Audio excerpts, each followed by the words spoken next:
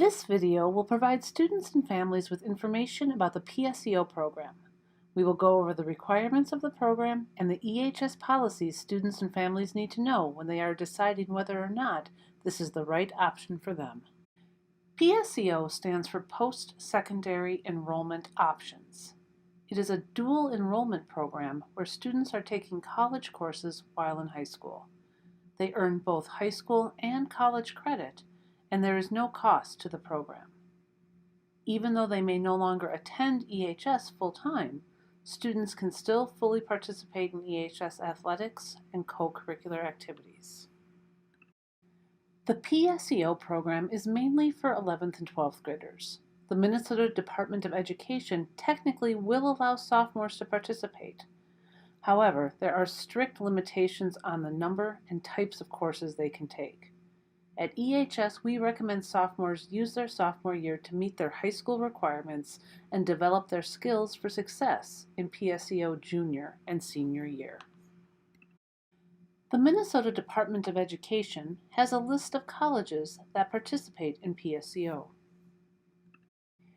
Each college sets its own rules and requirements for participation.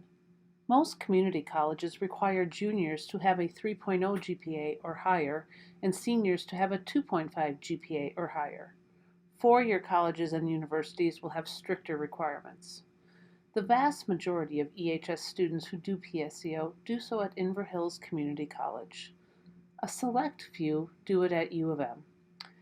Students can either be full-time PSEO, which means they are not enrolled in any EHS classes, or they can be part-time and have some PSEO classes and some EHS classes.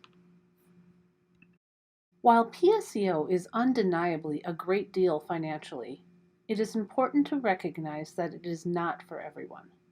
Students need to be independent learners with excellent time management, organization, and self-advocacy skills. The Dakota County Technical College website sums it up well.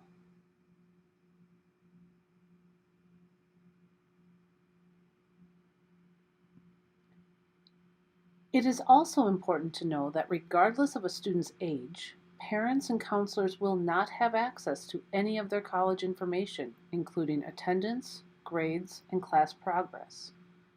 The college professors will not know which students in their classes are PSEO students.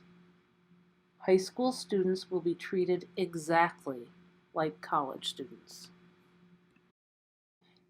At this time, we will go through the EHS PSEO form. You received this form in the same email as this video. You may want to pause the video and get the form in front of you before proceeding. Number 1. All PSEO students are required to maintain full-time credit status and satisfy EHS graduation requirements. Full-time at EHS is defined as the equivalent of at least 15 high school credits per year.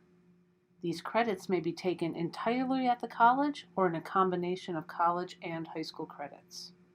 As mentioned previously, students can do PSEO full or part-time. Their EHS counselor will help them determine the number of credits needed and craft their schedule. Even seniors who have met their high school requirements need to maintain full-time status. Number 2. If you have more than the minimum number of credits in any given year and you drop a college class before the 10th day of the college semester, the withdrawn class will not appear on your high school transcript. However, if you drop a college class after the first 10 days of the semester, a grade of W will be assigned for the withdrawn class. Students who are considering dropping a college course are advised to contact their EHS counselor first. What is important to understand here is colleges will give students a large window to withdraw from a class. It is always better to withdraw from a college class and get a W on your high school transcript than to fail the college class. Number 3.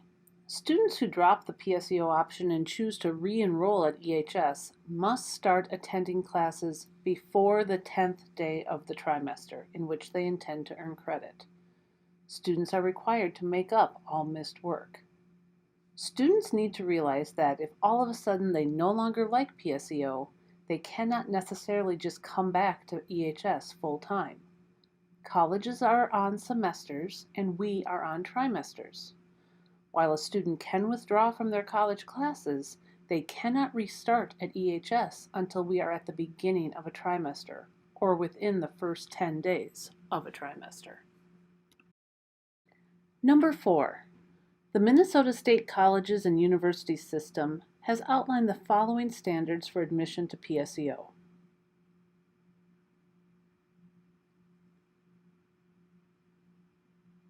Each college will use their own discretion as to whether or not they accept a student for PSEO. Some are more selective than others. The decision of the college stands. EHS counselors and teachers will not write recommendations or appeals for PSEO. Number 5. For students wishing to maintain honor status, college course syllabi must be submitted to your counselor for review by an administrator to determine if your college course will count as an honor status qualifying course at EHS. Very few college courses will qualify as honors classes for the purposes of determining honor status. If a student is interested in PSEO, they should focus on the bigger picture of earning college credit over graduating with honor status. If you have questions about honor status, see your counselor. Number 6. Before they may register for college classes, students must fill out Part 1 and their counselor needs to fill out Part 2 of the Notice of Student Registration form. This needs to be done at the beginning of each college term. The form can be found on the Minnesota Department of Ed website, through the college, or from your counselor. Colleges will not allow you to register for classes without it. Number 7. As part of the PSEO application process, students need to submit their transcript. If the college is asking for an unofficial transcript, students can access their transcript through Infinite Campus. If the college is asking for an official transcript, students will need to order a transcript to be sent to the college using the company Parchment, which is found on the EHS website. If you use Parchment, please set up an account with a personal student email, not your school email or a parent email. Number 8. Students are responsible for contacting the college in terms of registration, orientation, and course selection. They may be asked to take reading and math assessments as part of the application process. Number 9. Students should discuss whether or not PSEO credits will transfer to your college of choice with the transfer coordinator at the college.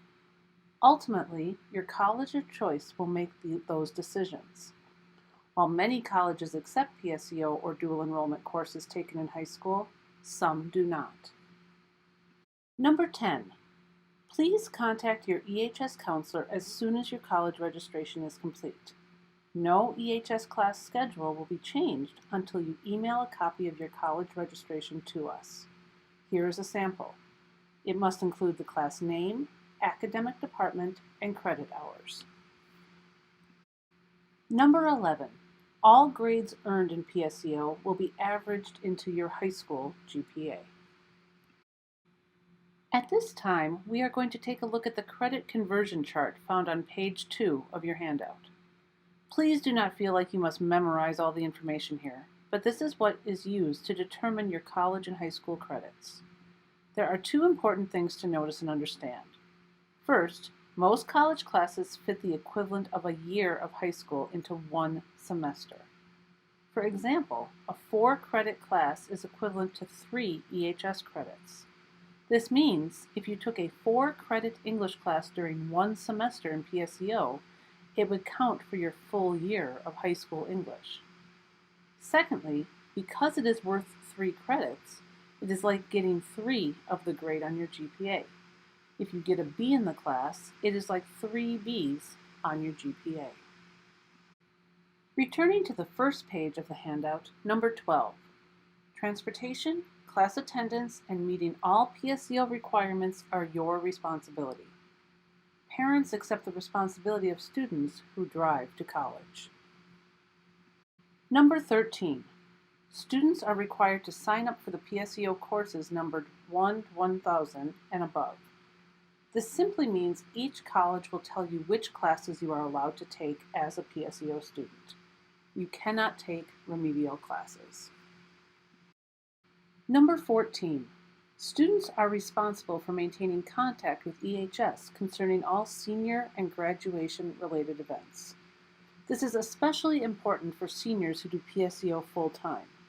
While EHS will reach out for major graduation-related information, it is up to the student to stay informed about other happenings and announcements at EHS.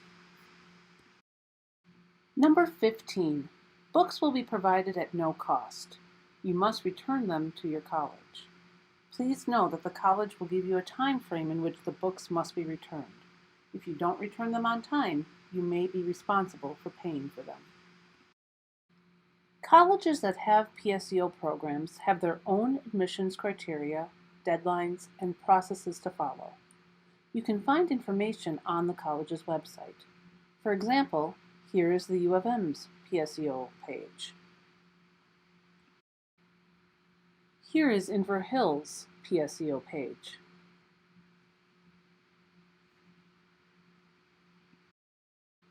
Per the Minnesota Department of Education's regulation, students must inform counselors of their PSEO intentions by May 30th. If you would like to proceed with PSEO, here are the next steps. First, students and parents or guardians must sign this form indicating that they have watched this video and understand the PSEO policies. Please return the signed form to your student's counselor. The remaining steps are outlined on the EHS counseling website. It is important that you communicate with your counselor throughout the process to ensure that it goes smoothly. Thank you for watching, and as always, please reach out to your counselor if you have further questions.